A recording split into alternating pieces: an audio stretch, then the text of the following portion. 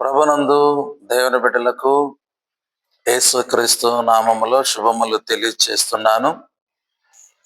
మరి దేవుడు మనకిచ్చిన ఈ చక్కటి సమయాన్ని బట్టి దేవునికి స్తోత్రములు.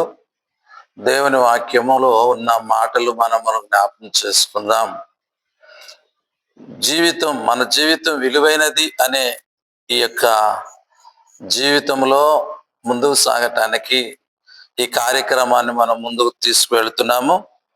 దానిలో ఉన్న భాగం ఏంటంటే, మనము మత్తయి సువార్త 2వ అధ్యాయంలో కూడా చక్కటి యొక్క భాగం మనకు కనపడుతుంది.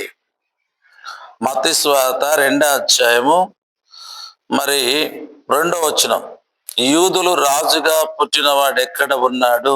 తూర్పు దిక్కున మేము ఆయన నక్షత్రము చూసి ఆయన పూజింపవచ్చితిమి అని చెప్తున్నాడు. ఇక్కడ ఈ 2వ అధ్యాయంలో ఉన్న భావం ఏంటంటే, ఇదే మత్తయి సువార్తకు మూల వచనం. ఒక విధంగా దేవుని యొక్క కృపను బట్టి దైవజనులు, బైబిల్ పండితులు చెబుతున్న సత్యం.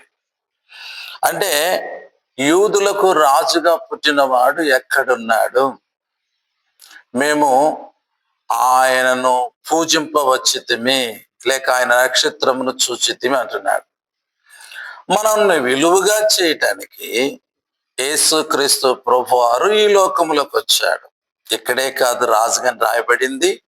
అలాగే యూదులకు రాజు అని చెప్పేసి సిలువ వేసినప్పుడు ఆ సిలువ యొక్క కొన మీద కూడా ఈ మాట రాయబడింది.